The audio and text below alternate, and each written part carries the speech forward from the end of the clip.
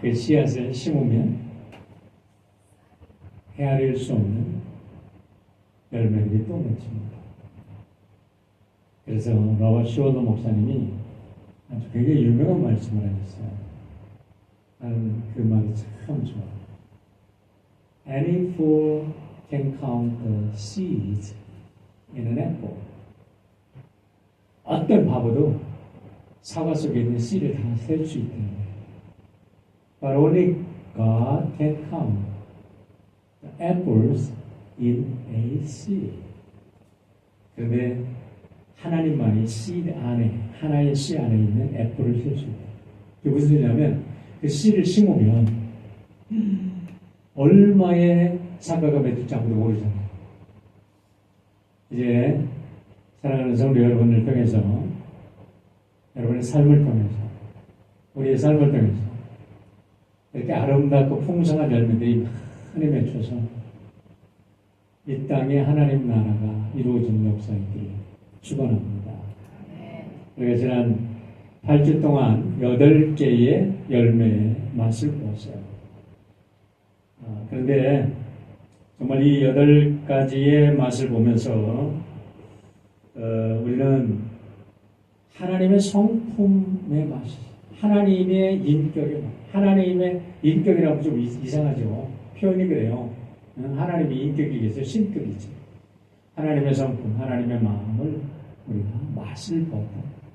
그렇다면 우리가 하나님 닮은 사람이라면 하나님 닮은 열매를 맺혀야 되는 거 아니겠어요? 그렇죠? 하나님 닮은 사람이 마귀의 열매를 맺힌다면 하나님 닮은 게 아니라 마귀를 닮은 사람이겠죠. 저희들이 어떤 열매를 맺히느냐에 따라서 그 사람이 누구를 닮았느냐라는 것이 나옵니다. 내가 내 아버지를 닮지 않고 내 옆집 아저씨를 꼭 닮았어. 큰일 나는 일이지. 큰일 나는 일이지. 우스운 얘기지만 하나님을 닮아야 될 사람들이 마귀를 닮은 것 되냐 이 말이죠. 아니죠? 하나님을 닮아야 되죠. 오늘 마지막 열매, 9번째 열매, 절제에 대해서 말씀을 나누고자 합니다. 절제라는 단어를 국어사전에 찾아보면 도에 지나치지 않도록 알맞게 조절하여 제어함 이렇게 나와 있더라고요. 그런데 성경에서 말하는 절제라는 단어는 전혀 관계가 없는 거예요. 여러분들이 혹시 절제라는 단어를 국어사전에서 찾아보고 이것이 절제래 라고 생각한다 그러면 큰 오산이에요. 여러분 하나님의 말씀은 1.1획도 변하지 않는다 그랬어요. 모든 성경은 하나님의 성령으로 감동이 되어서 쓰여졌다 그랬어요. 그렇기 때문에 우리가 사실 성경을 연구하려고 하면 원문을 연구해요. 원문의 하나하나 단어 하나하나 1점 하나하나가 어떻게 쓰여지고 이 의미가 어떻게 쓰여졌는가를 분명히 우리가 이해를 할 때 우리는 더 깊이 성경을 이해하게 되는 거예요. 그러다 가끔 내가 이 헬라 원문을 쓰여진 어떤 단어를 어떻게 쓰여졌다고 소개하는 것은 여러분 무슨 지식자랑이 아니에요. 왜냐하면 거기에 있는 근본의 메시지, 근본의 그 에센스가 뭐냐는 걸 알고 있습니다. 헬라어에서 절제라는 단어는 엔크라테이아라고 쓰여 있어요. 엔이라는 말은 언제나 인이라는 소리야. 엔 그리스도, 하나님 안에서, 그리스도 안에서. 그럼 in Christ 이렇게 번역이 되는 거죠.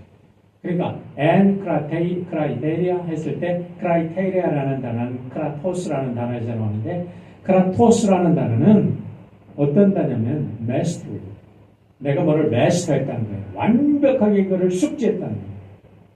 또는 그것을 완전히 도미니언. 내가 정복했다는 거예요. 그러니까 무엇을 갖다가 완벽하게 숙지하고 완벽하게 내가 통제하는 속에서 나오는 그 힘을 절제라고 이야기하는 거예요.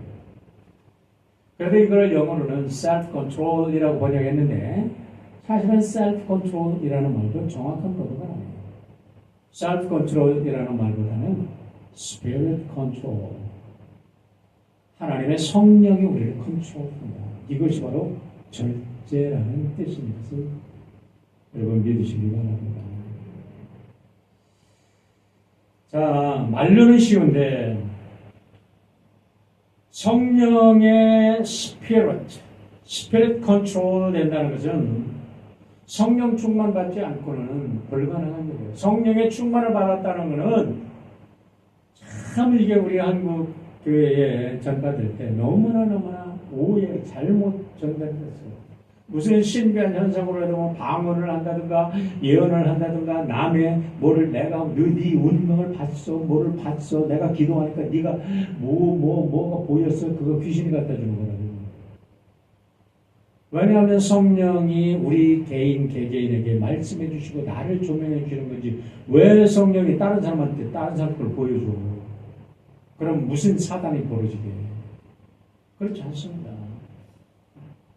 특별한 경우에 예언자들을 통해서 예언 기도를 할 때 하나님께서 그걸 모르는 사람에게 몰랐던 사람을 깨우쳐 줄 때가 있어요. 그때 예언 기도가 쏟아져서 그 사람이 몰랐던 것을 알게 해주실 때는 그를 통해서 예언을 해주신다. 다른 사람을 통해서 예언을 해주시지만 내가 다른 사람의 운명을 봤다 모았다는 것은 샤머니즘, 무당들이나 하는 짓이지 성령의 역사가 아닌 것을 아시길 바랍니다. 그래서 믿는 사람들은 무당 쫓아다니니까 기도하는 거죠. 목사님께 기도를 부탁하고 함께 기도할 때 혹시 동료들과 기도할 때 혹시 그들을 통해서 기도하다가 성령의 역사에서 그들을 통해서 들려주는 말씀이 예언이 되어서 나를 깨우쳐 줄 때는 그게 이웃을 통해서 나를 깨우쳐 줄 수도 있는 거예요. 어쨌든 절제라는 것은 스피릿 컨트롤, 성령이 우리 안에 들어와서 충만할 때 우리가 무한한 능력이 있지만 우리들의 지혜와 우리들의 지식과 우리들의 힘과 우리들의 재능이 성령의 뜻대로 컨트롤되는 것을 말하는 것입니다. 우리가 지난주에 온유에 대해서 봤는데 온유라는 단어가 프라우스라는 단어라고 했어요. 프라우스라는 것은 야생마를 길들여진 야생마를 뜻할 때 우리가 프라우스라는 단어를 썼다 그랬는데 야생마가 얼마나 천리마라고 하는 것은 한번 뛰었다면 천리를 달린대. 와, 대단하지 않습니까? 그런데 그런 야생마가 컨트롤되지 않으면 소용이 없다는 거죠. 컨트롤되다. 그런 것을 온유다. 온유의 힘이다. 그랬는데 절제도 마찬가지입니다. 때로는 우리의 분노의 감정이 시기와 질투의 감정이 불릴 듯이 일어나서 그냥 나도 태워버리고 우리 주위에 있는 사람들을 다 태워버려서 내가 평생 쌓인 것을 하루아침에 무너뜨리는 그런 실패의 인생을 살 수도 있습니다. 지난 8월 11일 날, 지난 11일 날이죠. 러시아가 점령하기로 우크라이나 자포리에 유럽 최대 원전이 있습니다. 그 원전의 발전소에 불이 났대. 냉각탑 하나가 손상이 돼가지고 불이 났는데 러시아의 자작극이다. 우크라이나에 대한 그렇게 얘기하고 러시아는 우크라이나에도 거기다 폭격을 해도 그 불이 났다. 이렇게 난리 서로 이제 공방전이지고 오갑니다. 여러분 왜 그랬는지 아세요?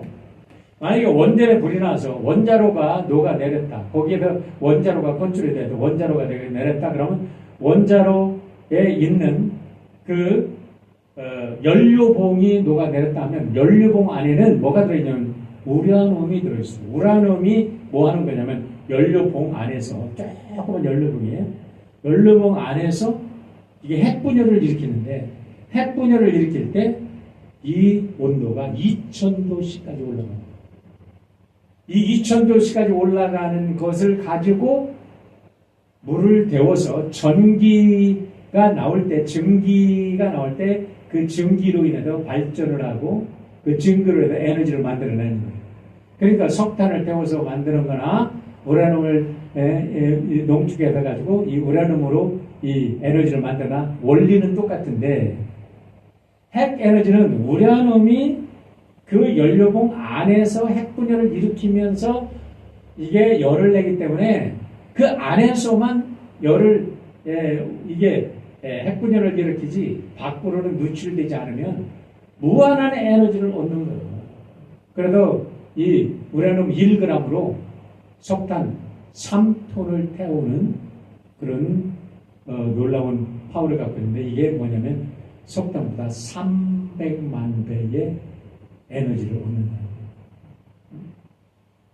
그런데 문제는 이 연료봉에 있는 유라늄이 그렇게 온도가 적정하게 돼가지고 이게 핵분열이 아무리 일어나도 녹아내리지 않도록 통제가 되면 되는데 이게 녹아내려버렸다. 히로시마 여러분 원전에 이게 녹아내릴까봐 그냥 원전이 멈췄지만 이거는 핵분열은 계속되니까 그 연료봉을 녹아내지 않도록 그냥 바닷물을 막 쏟아붓고 뭐 비행기에다 물을 쏟아붓고 별짓을 다 하고 그래서 지금 그 연료봉에 방사능이 누출이 안 되도록 그렇게 하고 지금 10년 몇 년이 지났어. 지금도 그러고 있잖아요. 자, 그런데 여러분 우리가 우리의 분노를 우리의 말을 통제하고 절제하지 못하면 이런 인생에 파탄이 가져온다는 겁니다. 제가 이 말씀을 묵상하고 또 묵상하는데 가만히 묵상하다 보니까 이런 생각이 돼요. 여러분 상수도하고 하수도의 차이가 뭔지 아세요? 상수도는 뭐죠? 상수, 깨끗한 물을 먹는 거죠. 네? 깨끗한 물을 먹는 거. 하수도는 오염물을 쏟아내는 거잖아요. 근데 뭐가 차이가 나냐? 수돗물은 모든 찌꺼기를 걸러내는 거예요. 걸러내고 정수해서 좋은 것만 내오는 게 상수. 하수도는 있는 그대로 막 다 쏟아내요. 그래서 절제하지 못하는 입은 하수도가 제가 좀 가만히 묵상하다가 얘기하면 좀 너무하다 하는데 요즘 사람들은 어지간해도 자극 줘가지고 이게 들어가지도 않아. 그 자극도 그냥 센 자극을 줘야 돼.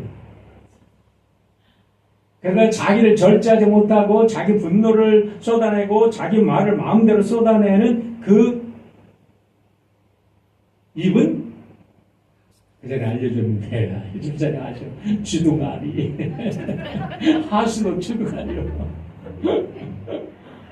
근데 고운 말 어떤 그 정보가 들어오든지 그 사람한테 들어가면 다 정제가 돼. 좋은 말로 나와, 고운 말로 나와, 사람을 축복하는 말로 나와, 그래가지고 그분의 인격이 그리스도를 닮은 인격에서 정화되어서 나오는 말은 사람을 살리는 생명의 말씀이래. 할렐루야. 우리 모두가 그런 역사가 있기를 주의 이름으로 축원합니다. 여러분 제가 좀 큰 교회를 섬겨볼 때 정말 제가 통제가 안 돼가지고 막 입에도 하수가 될 뻔한 그런 경우를 몇 번 당해요. 왜 그런지 아세요?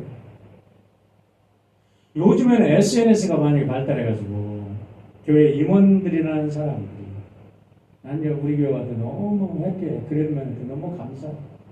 우리 세부서 다 그렇게 성숙해 있어. 뭐 하와이라고? 촌이라고? 아니야. 너무 감사해. 저기 있는 도시 봐봐. 저기 도시. 조금만 수틀리면 SNS를 가지고 막 소문을 빵 터뜨려내네. 야, 아무것도 아닌 일을 가지고 교회 공동체를 흔들흔들하게 만들어내요. 막 거짓말을 막 지어냅니다. 막 하수도를 막 쏟아냅니다. 그것 때문에 정말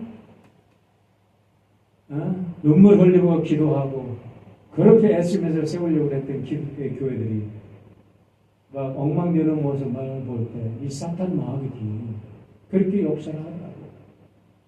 그런 사람들이 교회의 장로다, 권사다 하고서 자기들 이름 내는 일은 그냥 뻔드러나게 나오는데 교회 일하라고 하면 쏙 들어가. 어디 그냥 사람 못 들어가는 거지 보이지도 않아. 그러니 내 입이 하수도가 되려고 하지. 그래도 하나님께서 일을 보내신다. 여러분 박정희 대통령께서 독일을 방문했을 때 독일 독일 방문하고 나서 뭐 만드셨죠? 경부고속도로 만들었잖아요. 근데 독일을 방문했을 때 이 양반이 감동한 게 뭐냐면 독일의 아우토반을 달려보고 나서 너무너무 감동했다는 거예요. 아우토반이라는 것은 그냥 자동차 길입니다. 자동차 전용길, 아우토반.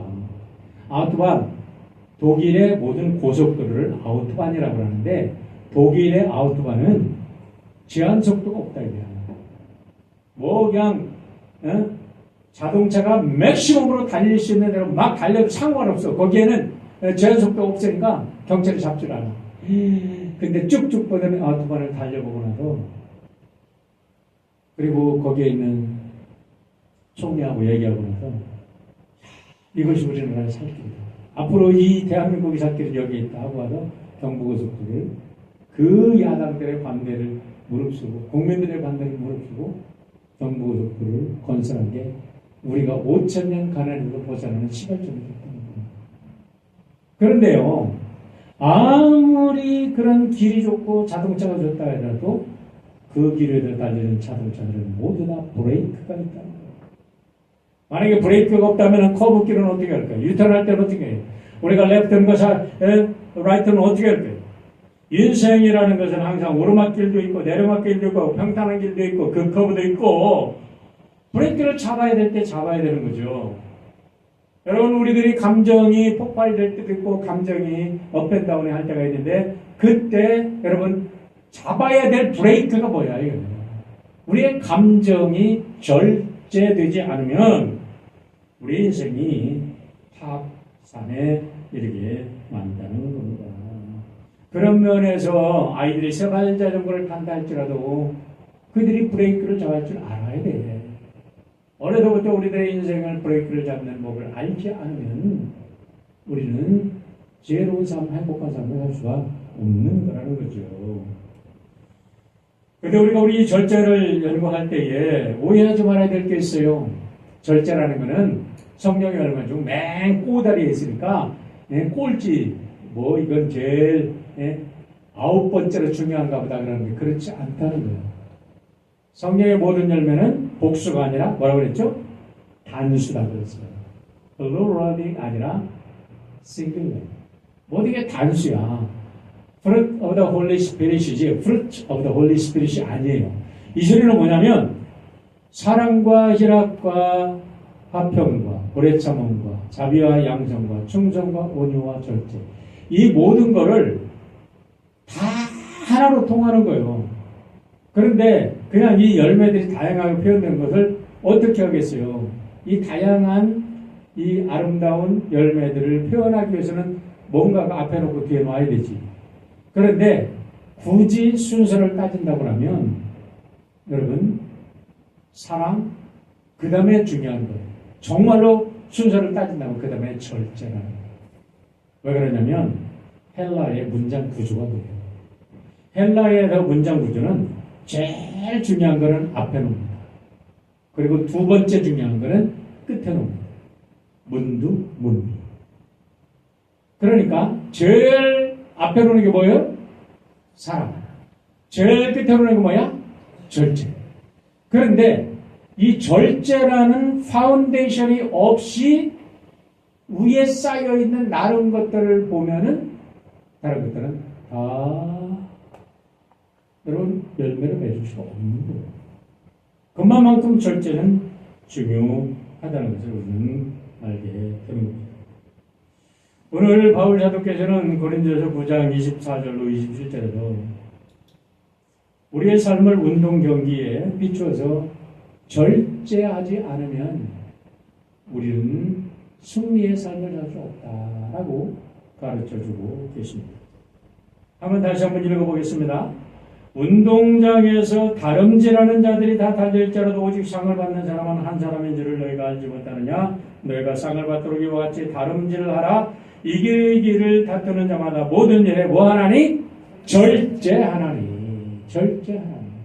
절제한다는 속에는 매일 훈련해야 돼요. 여러분 인내라는 단어를 테드라는 게 있어요. 테드가 뭔지 아세요? 테드? 제가 가끔 그 방송을 자주 찾아 들어가 봅니다. 테드는 이 미국에 우리나라가 한국에서도 그걸 뽕을 따서 요즘 하더라고. 아주 사람들이 한 15분 나와서 강연을 하는 거예요. 전문가들이. 그래서 강연이 쫙 해서 이제 테드에 묶여져 있어요. 그런데 거기다 보니까 인내하는 사람들이 뭐냐? 가장 하기 싫은 걸 하는 사람이에요. 하기 싫대. 근데 그거를 하는 사람. 간단하죠? 응? 여러분 하고 싶은 것만 하고 살아요? 근데 하기 싫은 거를 그냥 매일 하는 거예요. 운동 매일 하고 싶어요? 매일 골프 치라 그러면 재밌어요. 나가는 골프 치는 사람 있는지 모르지. 근데 매일 가서 띵박질 하라 그러면 얼마나 힘들어. 저도 막 억지로 집에 갑니다. 집에 가서 운동하는데 가기 싫어 진짜. 근데 막 억지로 가. 그래야지 여러분을 섬기니까. 그게 뭐예요? 인내가 절제잖아요. 절제하지는 안 되잖아. 그들은 썩을 선리관을 얻고자 하되 우리는 썩지 아니할 것을 얻고자 합니다. 우리가 썩지 아니할 면류관을 쓰고자 한다면 신앙생활을 바르게 하려면 절제하라는 거예요. 시간도 잘 관리하고 돈도 잘 관리하고. 나는 우리 크리스찬들이 다 부자 됐으면 좋겠어요. 돈 많이 벌으려고요. 굉장히 중요한 거예요. 네? 돈이 악한 게 아니야. 돈을 많이 버세요. 근데 잘 쓰세요.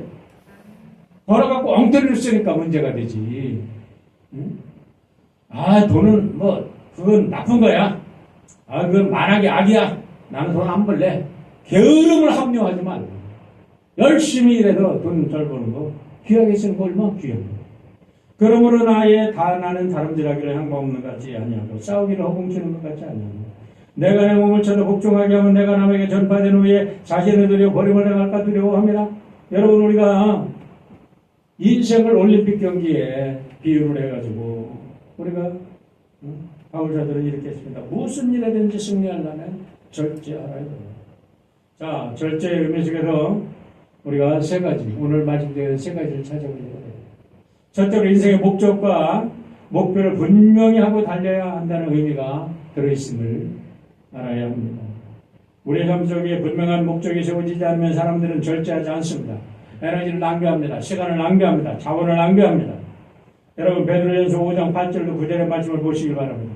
근신하라 깨어라 너의 대종마게요 오늘 사자같이 두루 다니며 삼키타를 찾나니 너희는 믿음을 굳건히 하게 하여 그를 대적하나 이는 세상에 있는 너의 형제들도 동일한 고난을 당하는 줄 알미라 그랬어요. 여러분 자다가 깰 때가 되었다는 거예요. 왜요? 종말에 가까웠으니까. 로마서 13장 11절 말씀 보세요. 또한 너희가 이 시기를 알거니와 자다가 깰 때가 되었느니라. 이는 이제 우리의 구원이 전부 다 믿을 때보다 가까웠습니다. 사람들이 종말이 온다고 하면 코웃음 쳤습니다. 그런데 이제는 종말이 다가오고 있는데 전부 다 노아의 홍수처럼 사람들이 듣질 않아요.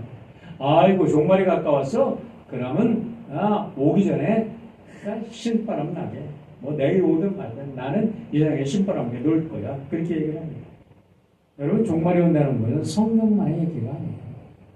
1947년에 미국의 핵과학자들이 핵과학협회를 결정했습니다. 그때부터 그들이 만든 특별한 시계가 있습니다. 둠스데이 클럭이라는 시계가 있습니다. 둠스데이라는 것은 종말의 날.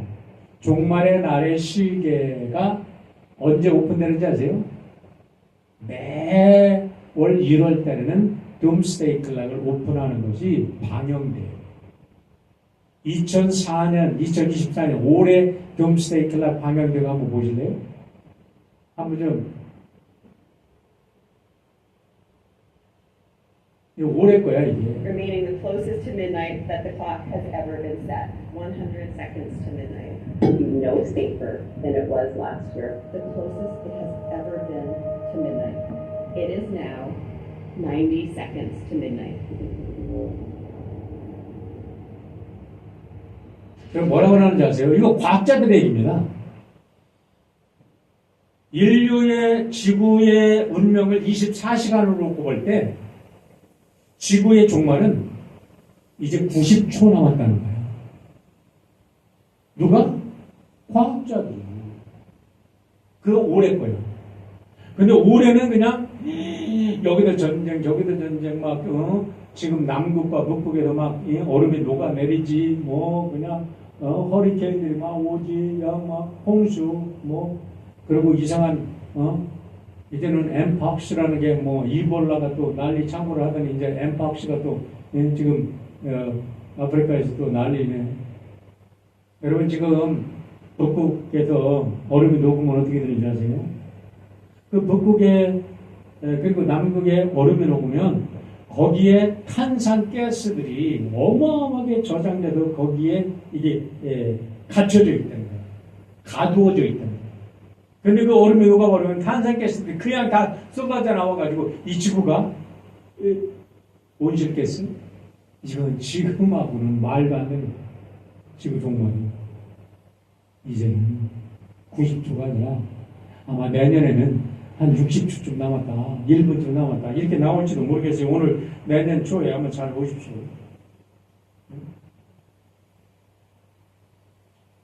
2018년 3월 14일에 세계 최고의 물리학 거성이라고 알려졌던 스티븐 호킹이 죽었어요. 그 사람이 세상을 따라오는 한 말이 뭔지 아세요? 30년 이내에 지구가 다른 행성을 찾지 못하면 인류는 멸망한다라고 그러고 죽었어요. 그런데 이 스티븐 호킹 물리학자, 이 사람은 믿지 않아. 하나님을 믿지 않는 사람의 주장과 성경의 주장이 어떤 차이가 있는 거죠. 베드로후서 3장 잘 읽어보세요. 베드로후서 3장. 사랑하는 자들아, 죽게는 하루가 천년 같고 천년이 하루 같다는 이 한 가지를 잊지 말라. 그러나 주의 날이 도적같이 오르니 그날에는 하늘이 큰 소리로 떠나가고 물질이 뜨거운 불에 풀어 땅과 그 중에 있는 모든 일이 드러나리로라. 이 모든 것이 이렇게 풀어지리니 너희가 어떤 사람이 되어야 마땅하냐. 거룩한 행실과 경건함으로 하나님의 날이 임하기를 바라보고 간절히 사모하라. 그날에 하늘이 불에 타서 풀어지고 물질이 뜨거운 불에 녹아지리라. 우리는 그의 약속대로 의가 있는 곳인 새하늘과 새 땅을 바라보는 거다. 여러분 종말이 올 때 이 지구 땅에는 불벼락이 떨어집니다. 사람들은 그전에는 핵폭탄이 떨어지지. 핵폭탄이 폭발하면 지구가 몇 번 그래도 뭐 지구 사라진다, 인류가 사라진다 그러는데 이건가? 그런 생각을 했는데 지금은 이게 아닌 것 같아요. 지금 뭐예요? 어떻게 하면 지구가 한 방에 이런 일이 일어날까요?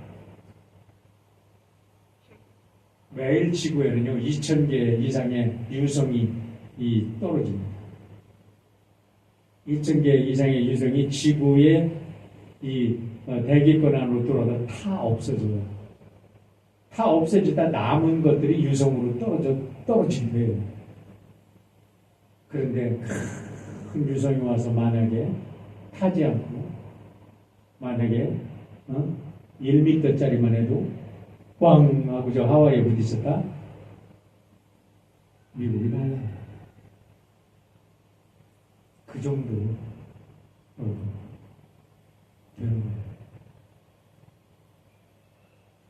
그런데 스티븐 호킹은 지구를 떠나야 된다. 다른 화성을 찾아야 된다. 화성에다 지구 기지를 다시 건설해야 된다. 그러고 떠났는데 지금 성경은 뭐라 그러죠? 하나님을 바라보기. 하나님 믿는 하나님께서 새로운 땅, 새 하늘과 새 땅을 예비하실 거라는 거예요. 믿음 안에서. 믿으시면 아멘합시다. 어떤 남자가 하나님께 기도할 때 이 바람 중에 바람 중. 근데 어떤 예쁜 여자를 만났어. 하나님 저 여자도 결혼하면 그럼 내가 절대 바람을 안 피고 있어. 그때 결혼했네. 그런데 몇 날인데 또 바람을 피웠어. 근데 바람을 피다 10년이 지났어요. 계속 바람을 폈어. 어느 이제 배를 타고 갔는데 큰 풍랑이 막 일어났어. 그러다 보니까 10년 전에 생각이 났어. 야, 10년 전에 내가 하나님께 바람 비자 하는 데가 살려준다고 그랬는데. 그런데 여기 뭐 100명이나 있는 사람 다 죽이겠어. 나 한 사람 때문에. 그랬더니 하나님 뭐라 그러신 줄 아니? 야, 이놈아. 내가 너 같은 놈 100명 모이느라고 10년 기다렸다.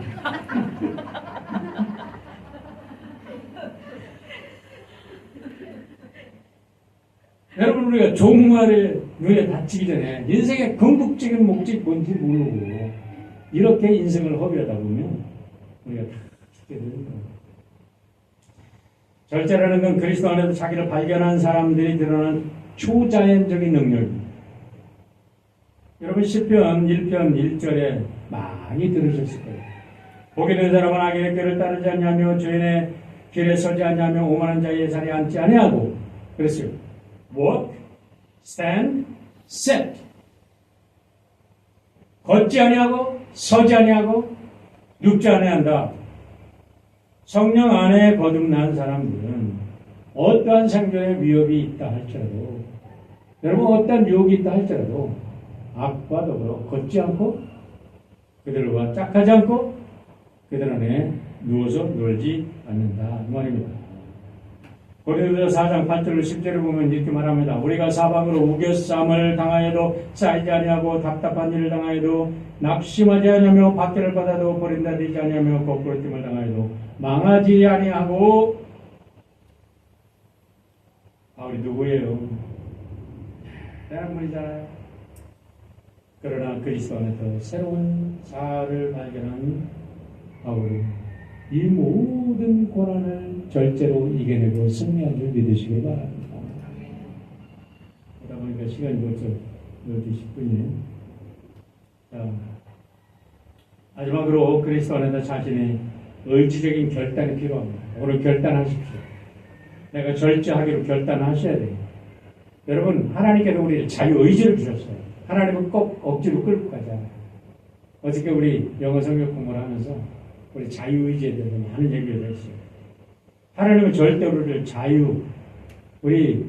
하나님은 우리를 lure 하시는 분이지, 하나님은 우리를 coercive 하시는 분이 아니라고. 우리 존 카베라는 유명한 우리 선생이 얘기를 했어요. 제가 클레먼트 공부. 자,